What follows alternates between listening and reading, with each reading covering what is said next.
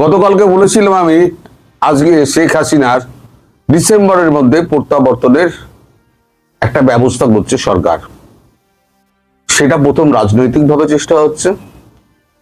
রাজনৈতিকভাবে চেষ্টা নাও যদি ফেল হয় তাহলে শেষ অস্ত্র যেটা সেটা হচ্ছে অর্থনৈতিক অবরোধ। এখন রাজনৈতিক চেষ্টাটা কিরকম? ধরুন, বাংলাদেশের বিএনপি বলুন, জামাত বলুন, সবাই কিন্তু তলায় তলায় ভারতের সঙ্গে যোগাযোগটা রাখছে। আপনারা কিছুদিন আগে দেখেছিলেন আমাদের রাষ্ট্রদূত বাংলাদেশের প্রণয় ভার্মা, তিনি গিয়ে জামায়াতের সঙ্গে দেখা করেছিলেন, জামায়াতের আমিরের সঙ্গে। আপনাদের কাগজেও বেরিয়েছিল। জামায়াত কিন্তু এখানেও ভারতবর্ষ প্রতিনিধি দল পাঠিয়েছিল। এখন বিএনপি যে এইটা করতে পারে সেটা কিন্তু ভারতবর্ষের একটা আন্দাজের মধ্যে ছিল যে বিএনপি ক্ষমতায় বসে চোখ উল্টে দিতে পারে। এখন জামায়াত হচ্ছে দ্বিতীয় বিরোধী শক্তি, হলো জামায়াতই আসল কন্ট্রোল করছে বিএনপিকে।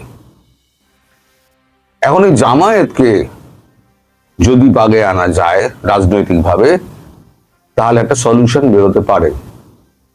আপনাদের মনে থাকতে পারে যে যখন সংসদে এই শেখ হাসিনা এবং আওয়ামী লীগকে নিষিদ্ধকরণের যখন প্রস্তাবটা উঠলো, সালাউদ্দিন তুললেন, তখন জামায়াত কিন্তু তাদের প্রতিবাদটা রেজিস্টার করে রেখে দিয়েছিল।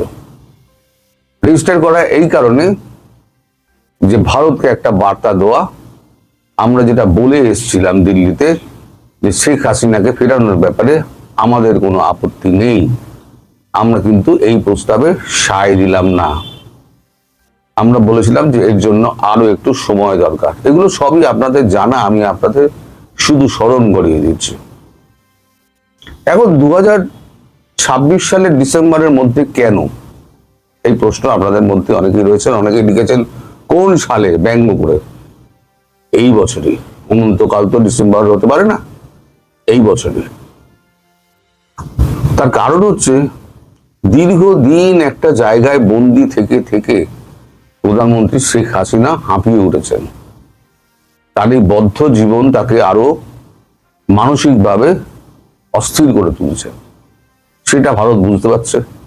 দ্বিতীয় কারণ হচ্ছে তার বয়স হয়েছে। এই বয়সে যদি ভালো মন্দ কিছু একটা ঘটে যায়, মানুষের শরীর বলা যায় না, তাহলে পুরো পুরো দায়টা এসে পড়বে কার উপরে? ভারতের উপরে।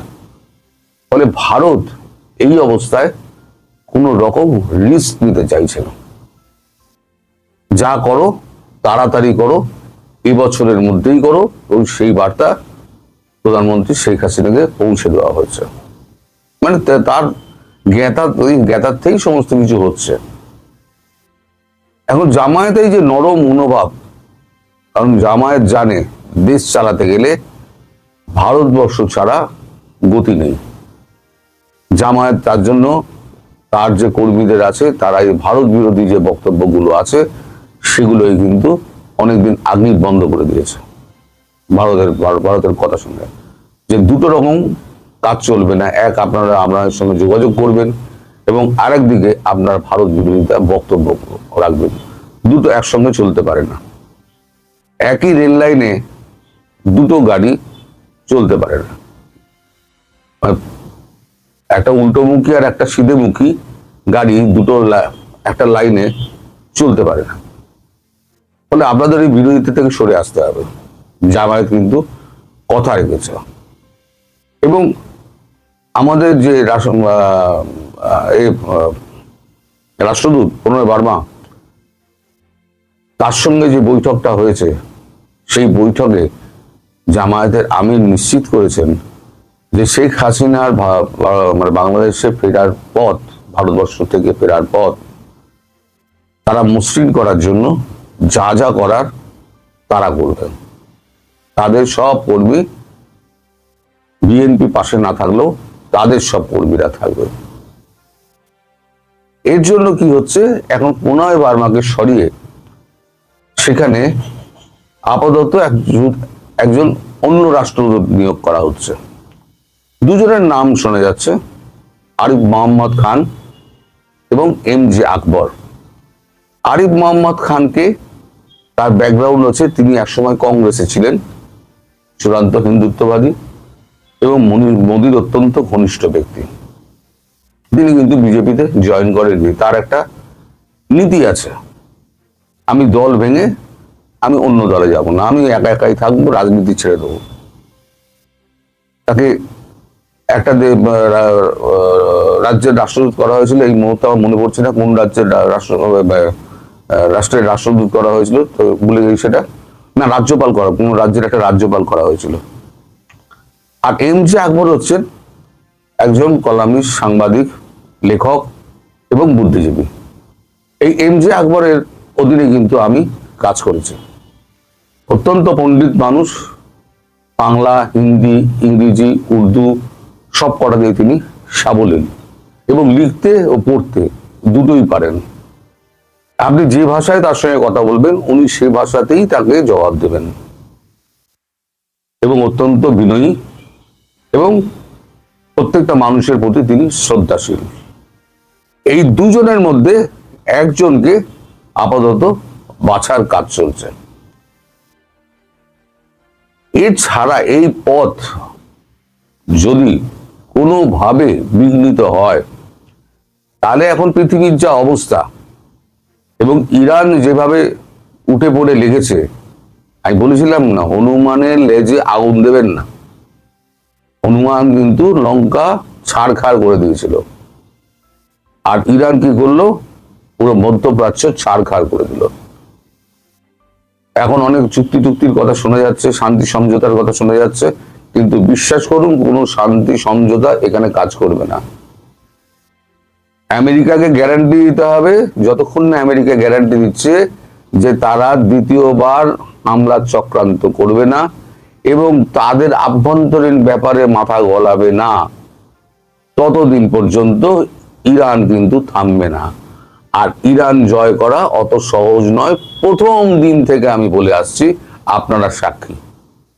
তারই প্রতিফলন এখন দেখতে যাচ্ছেন। ঠিক আছে, এখন বাংলাদেশের খবরে ফিরি। এখন হরমুজ প্রণালী পুরোটাই ইরানের হাতে। ভারতীয় জাহাজগুলো ভারতীয় রণতরী দিয়ে নিয়ে আসা হচ্ছে, দুটো করে রণতরী যাচ্ছে এবং সাবমেরিন যাচ্ছে, তার আগে এক একটা করে জাহাজ নিয়ে আসছে। বাংলাদেশের জাহাজকে নাকি ছাড়বে বলে একটা কথা বলেছিলেন ইরানের রাষ্ট্রদূত, সেই নিয়ে বাংলাদেশ খুব লাফালাফি করেছিল। আলটিমেটলি কিন্তু একটা জাহাজও বাংলাদেশে ছাড়েনি আর ছাড়বেও না। অতএব ভারতবর্ষের কাছে মানে তেল এবং গ্যাসের সম্ভারটা আস্তে আস্তে স্বাভাবিক হয়ে যাচ্ছে। এই যেমন আমি গতকালকে আমার গ্যাস বুকিং করলাম, আমার কাছে রিসিপ্ট চলে এলো বা SMS চলে এলো, 7 দিনের মধ্যে আমার সিলিন্ডার আমি পেয়ে যাব। 7 দিন মানে সেটা 6 দিন হবে, 8 দিন হবে না। অর্থাৎ এর থেকে বোঝা যাচ্ছে যে আমাদের গ্যাসের সমস্যা অনেকটাই হাল হয়েছে। কাগজে নানান রকম খবর বেরোয়, কিন্তু আমি ব্যক্তিগতভাবে যেটা সাক্ষী আমি থেকেছি সেটা হচ্ছে গ্যাস আমি চাইলাম এবং গ্যাস আমি সঙ্গে সঙ্গে 7 দিনের মধ্যে পেয়ে যাব, এরকম অ্যাসিওরেন্স আমাকে SMS মাধ্যম মানে ডিলার তিনি আমায় পাঠিয়ে দিলেন। এখন বাংলাদেশের যা ভূমিগত অবস্থা, তাতে ভারত ছাড়া কিন্তু বাংলাদেশের পথ নেই। ওই যতই জোর খাটান, প্রেশার ট্যাকটিক করুন, ভারতবর্ষ ছাড়া বাংলাদেশের নড়বার জায়গা নেই। ভারতবর্ষের হাতে জল রয়েছে, খাদ্য রয়েছে, তেল রয়েছে, চিকিৎসা ব্যবস্থা রয়েছে, ভিসা ব্যবস্থা রয়েছে, সবকিছুই ভারতের হাতে। তাহলে বিএনপির এই যে চ্যাংড়ামো যেটা হচ্ছে তারেক রহমানের, সেই চ্যাংড়ামোর ফল বিএনপি পাবে। এই কারণে আমি বলছি বিএনপি পাবে। তারেকের উইকেট খুব তাড়াতাড়ি যাবে এবং কিভাবে যাবে উইকেট, কোন পন্থায় যাবে, সেটা আমি আগামীকাল বলবো। একদিনে তো সব বলবো না, আগামীকাল সব বলবো। এখন এই যে ব্যবস্থা যেটা রাজনৈতিকভাবে কূটনৈতিকভাবে সামলানোর চেষ্টা করা হচ্ছে তার দেশে ফেরানোর, জামায়াতের হেল্প নিয়ে, সেটা যদি মানে ফেল করে, তাহলে যেটা হবে সেটা হচ্ছে অর্থনৈতিক অবরোধ। আর অর্থনৈতিক অবরোধ এমন তৈরি করা হবে যাতে বাংলাদেশে দুর্ভিক্ষ আরো তাড়াতাড়ি নেমে আসে। হয়তো আপনাদের অনেক কষ্ট হবে, আপনারা অনেকেই লেখেন সব বন্ধ করে দিন, সব বন্ধ করে দিন। আর সব বন্ধ করে দিলে দুদিন যখন না খেয়ে থাকবেন না, তখন দেখবেন যে আপনারা বলবেন যে খাবার দিন, খাবার দিন। আর নইলে পরে এসে আমাদের বর্ডারের সামনে এসে দাঁড়িয়ে আমাদের ভারতবর্ষে ঢুকতে দিন, 71 সালের মতো অবস্থা হবে। ভারতবর্ষ সেটা চাইছে না। ভারতবর্ষ চাইছে কূটনৈতিক হাল একটা বার করে ঠান্ডাভাবে পরিস্থিতিকে হাতের মধ্যে রেখে তাকে দেশে ফেরানো। এখন সেই প্রসেসটা অনেকটা এগিয়েছে। এই যে আমি কথাগুলো বলছি, প্রত্যেক কথা কিন্তু কাগজেই বেরিয়েছে, আপনাদের কাগজেও বেরিয়েছে। এই যে কে কে কার কার নাম শোনা যাচ্ছে রাষ্ট্রদূত হিসেবে, আপনাদের কাগজও নিশ্চয়ই বেরিয়েছে। তারাও সব খবর রাখেনি। আপনাদের কাগজ যে খুব একটা ফেলে দেওয়ার মতো কাগজ তা নয়। যথেষ্ট বুদ্ধিমান সাংবাদিক সেখানে রয়েছেন এবং তাদের লেখনির ধারও কিন্তু অত্যন্ত বেশি, মানে কোনো অংশে কম নয়। তাই বলছি তাদেরকে একদিন চেপে রাখা হয়েছিল, এখন তারা কিন্তু ধীরে ধীরে ধীরে ধীরে সমস্তটা বলতে শুরু করেছেন। খবর তাদের কাছে ছিল, কিছু খবর পরবর্তীকালে আস্তে আস্তে মুখ খুলছে, লোকে জানতে পারছে, জেনে এই যে আমায় যে আপনারা প্রশ্ন করেন, আপনি কোথায়, আপনি কি ওখানে ছিলেন? আপনাদের সাংবাদিকরা যখন খবরগুলো বার করে তখন কি সাংবাদিককে জিজ্ঞেস করেন আপনি কি ওই টেবিলের তলায় ছিলেন? তার কাজ হচ্ছে খবর বার করা। সে যেমন খবর বার করে আমিও তেমনি খবর বার করি। তো এই হচ্ছে সাম্প্রতিক অবস্থা। এই বছরের ডিসেম্বরের মধ্যে বা তারও আগে হতে পারে পরিস্থিতি কোন দিকে যাচ্ছে আমি প্রতিদিন আপনাদের আপডেট দেব, প্রতিদিনই আপডেট দেব। হয়তো প্রতিদিন হবে না, দু একদিন অন্তর অন্তর হয়তো আপডেট যখন হবে তখন আমি দেব। কিন্তু শেখ হাসিনা দেশে এবছর ফিরছেনই, এটা একেবারে নিশ্চিত ধরে রেখে দিন। এবং সেখান থেকেই তার নতুন কর্মকাণ্ড, রাজনৈতিক কর্মকাণ্ড শুরু হবে, যেখানে বিএনপিকে বাধ্য হয়ে এই সমস্ত ব্যবস্থা গিলতে হবে। কারণ তারেক রহমান আর তার সিংহাসনে থাকতে পারছেন না। তারেক রহমানকে ওই সিংহাসন পরিত্যাগ করে দেশত্যাগ করতে হবে। কারণ 10টি পয়েন্টে তিনি এগ্রি করেছিলেন, সেই 10টি পয়েন্ট থেকে তিনি পুরো বুক ফিরিয়ে নিয়েছেন এবং ভারতকে বোকা বানানোর চেষ্টা করেছেন। ভারত দ্বিতীয়বার সুযোগ দেয়, আমি বলেছিলাম আপনাদের, কিন্তু সেই সুযোগের অপব্যবহার যদি আপনি করেন, আপনি শত্রুর তালিকায় পড়ে গেলেন। আজ শত্রুর তালিকায় যে পড়ে সে কিন্তু জীবনে আর ভারতের বন্ধু হয় না।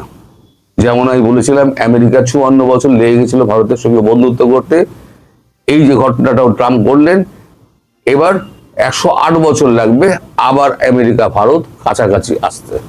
যে সরকারি এখানে আসুক, বিজেপি একদিন যাবে, অন্য দল আসবে, গণতান্ত্রিক পদ্ধতিতে এটাই হয়। যে সরকারি আসুক, নীতির কিন্তু বদল হবে না। আপনারা সবাই ভালো থাকবেন, সুস্থ থাকবেন, সাবধানে থাকবেন এবং শেখ হাসিনা দেশে ফেরার ওয়েট করবেন শান্তভাবে, কোনো অশান্তি করবেন না।